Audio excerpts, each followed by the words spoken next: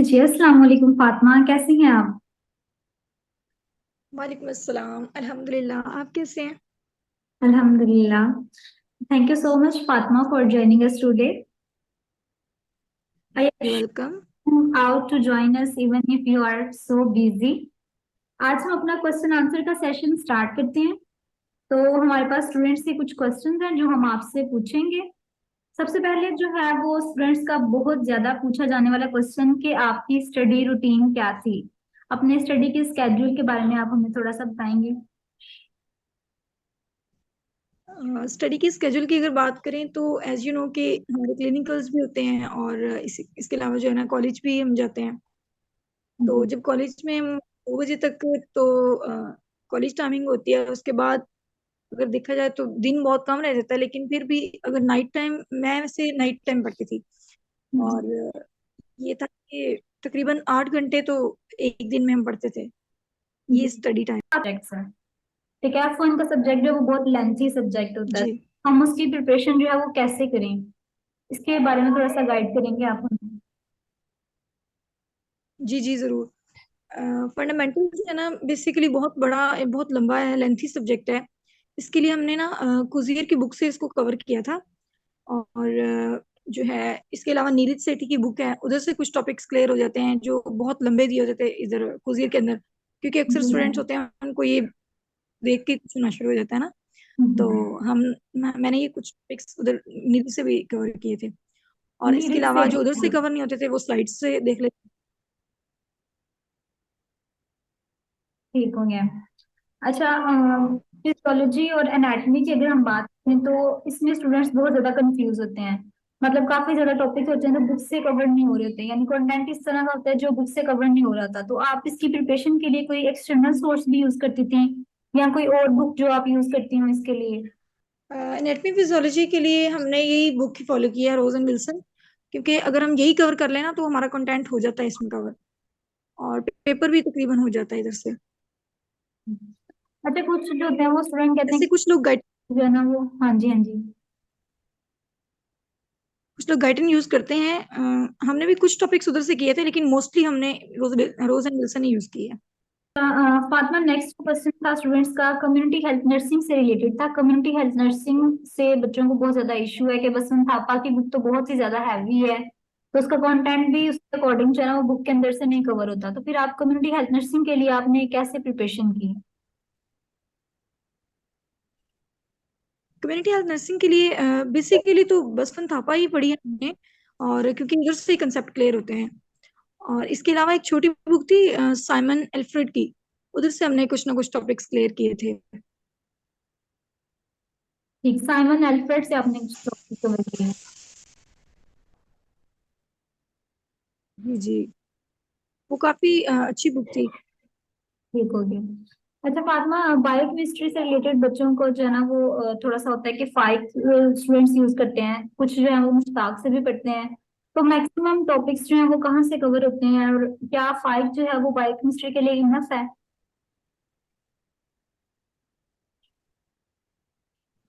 जी, फाइक biochemistry के लिए enough है, क्योंकि पेपर जो है ना मोस्टली ये फाइक से ही बनाते हैं। ठीक है। और ये था कि जो डॉक्टर्स हमें पढ़ाने आते थे वो बोलते थे कि आप लोग मुश्ताक से भी कवर करें, लेकिन ये था कि फाइक में ना मतलब टू द पॉइंट बात दी हुई है, तो हम उसी को याद कर लेते थे, तो कवर हो गया था हमारा पेपर वैसे। हम्म। तो एमसीक्यूज जो थे वो कवर हो जाते थे फाइव को पढ़ के सारे, बायोकेमिस्ट्री के जो एमसीक्यूज थे? जी जी जी, ऑलमोस्ट इधर से ही कवर हो गए थे। ठीक हो गया। एमसीक्यूज जो थे ना वो स्टूडेंट्स को बहुत ज्यादा जो है वो परेशान कर रहे हैं। काफी ज्यादा स्टूडेंट्स का क्वेश्चन था कि एमसीक्यूज हम कहाँ से जो है ना वो प्रिपेयर करें। सब्जेक्ट वाइज जो है वो आप थोड़ी सी आप हमें गाइडलाइन देंगे एमसीक्यूज के अकॉर्डिंग? अच्छा, अगर हम फंडामेंटल की बात करें ना उसके एमसीक्यूज का, तो वो तो बुक के एंड पे दिए हुए हैं। हर चैप्टर के एंड पे भी दिए हुए हैं। वही हम कवर कर लें तो एमसीक्यूज उधर से हो जाते हैं क्लियर, फंडामेंटल के। इसके अलावा हमने एडिशनल किए थे नीरज सेठी की बुक से।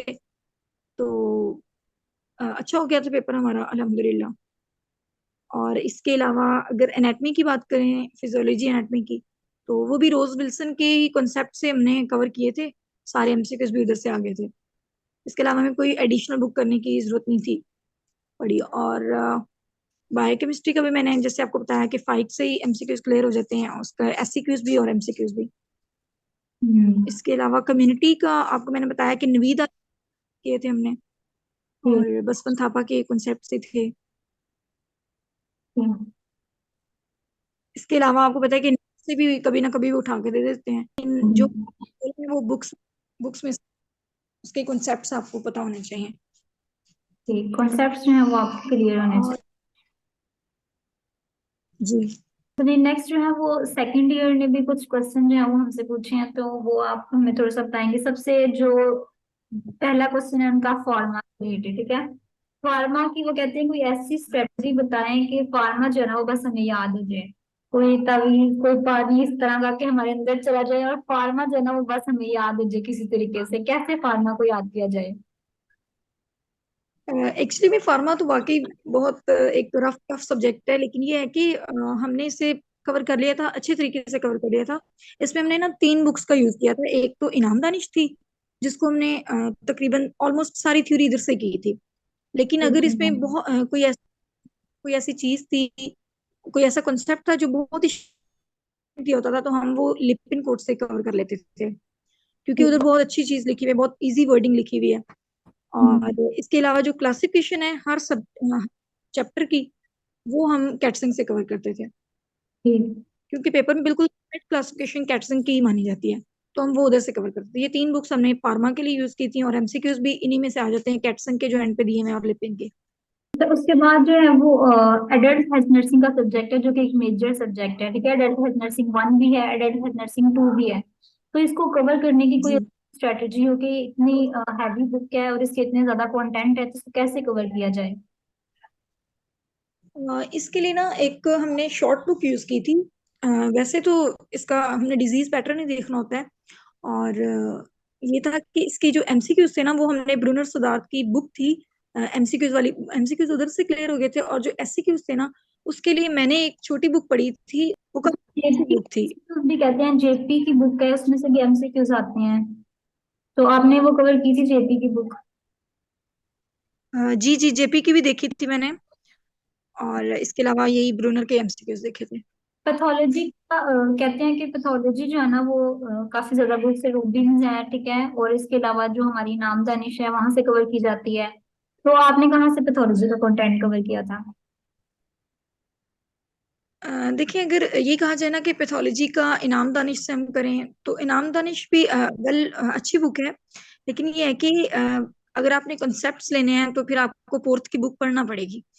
और चूंकि ओके। पैथोलॉजी का आपको पता है कि 200 का सब्जेक्ट होता है, इसका वाइवा भी होता है, तो इसके लिए हमें ना सिर्फ इनाम दानिश इनफ नहीं है, हमने फोर्थ की भी पढ़ी थी और रोबिन की भी थोड़ा बहुत उसका टच लिया था इसमें से। तो ये बुक्स पढ़ने के बाद एमसीक्यूज जो थे वो क्लियर हो गए थे? जी जी, एमसीक्यूज हो गए थे क्लियर, क्योंकि एडल्ट से भी कुछ ना कुछ हेल्प मिल जाती है, वहां से भी हम पैथोफिजियोलॉजी कुछ ना कुछ पढ़ लेते हैं। ये बुक्स आपस में रिलेट करती हैं हम बहुत, यू नो। तो लास्ट सेकंड ईयर का सब्जेक्ट है, ये भी मेजर सब्जेक्ट है। तो हेल्थ असेसमेंट को आपने कैसे कवर किया था? हेल्थ असेसमेंट की अगर बात की जाए तो इसके लिए जो पेट बुक है ना, मतलब असल में हमने जेनेट वेबर की बुक फॉलो। वेबर की। और जी, वेबर के अलावा मैम ने कहा था कि आपने कोजीर का एक चैप्टर करना है, मेरा ख्याल है चैप्टर नंबर 58 है, तो वहां से वो हमने कवर किया था। और अगर मैं अपनी बात करूं तो मैंने जो है ना वो हेल्थ असेसमेंट के लिए इनक्रेडिबल इजी की बुक को फॉलो किया था। वो बहुत ही इजी वर्डिंग में है और बहुत अच्छा लिखा हुआ है उधर। मतलब वैसे आपने हेल्थ असेसमेंट को कवर किया था और एमसीक्यूज भी इसके ठीक हो गए थे फिर? जी, एमसीक्यूज जेनेट वेबर से ही तकरीबन आ गए थे सारे। ठीक हो गए। ओके। फातिमा, हमारा लास्ट क्वेश्चन आपसे ये है कि स्टूडेंट्स जो है वो रिवीजन के बारे में जो है ना वो क्वेश्चन करते हैं कि जब हम साथ साथ पढ़ते हैं तो हमारा जो है वो अच्छे से कंटेंट कवर हो जाता है, लेकिन लास्ट पे जब रिवीजन की बारी आती है तो इतना ज्यादा ह्यूज कंटेंट होता है, वो कवर करने में मुश्किल होती है, टाइम थोड़ा होता है, रिवीजन नहीं कर पाते वो। तो कोई ऐसी स्ट्रेटजी आप हमारे साथ शेयर करें कि हम जो है वो स्टूडेंट जो है वो रिवीजन जो है वो इफेक्टिव रिवीजन जो है वो कर सकें एग्जाम से पहले? अ, बिल्कुल आपने ठीक कहा कि सब कंटेंट बहुत ज्यादा होता है, ह्यूज कंटेंट होता है, और जो है ना टाइम बहुत कम होता है, लिमिटेड टाइम के अंदर हमने इसको रिवाइज करना होता है। तो इसका सबसे बेहतरीन हल ये है कि हम ना इसके जो है ना जब पढ़े ना तो इसके नोट्स बना के रखें साथ, और बुक के साथ ही उसको अटैच कर दें, ताकि हमें उस दिन ढूंढने, एक तो सबसे बड़ी बात होती है ना कि हमें नोट्स ढूंढने में बड़ी मुश्किल होती है कि हमने उसे कहाँ पे लिखा, और जो टॉपिक जहाँ पे उसके साथ उससे रिलेटेड नोट्स आप लिख दें, ठीक है, ताकि आपको पढ़ने में मुश्किल ना हो। उसका जो क्रक्स है ना, किस टॉपिक पढ़ के उसको जी वहीं पे जी। नोट कर लें, ताकि पेपर सिर्फ और सिर्फ वही नोट्स को फॉलो करें और आपका वो कवर हो जाए। कंसेप्ट तो हमने पहले लिए होते हैं, just we have to revise, तो वही पढ़ लें, गुड हो गया। स्ट्रेटेजी नहीं है। हाँ, आपका कोई खूबसूरत सा पैगाम जो आप स्टूडेंट्स को,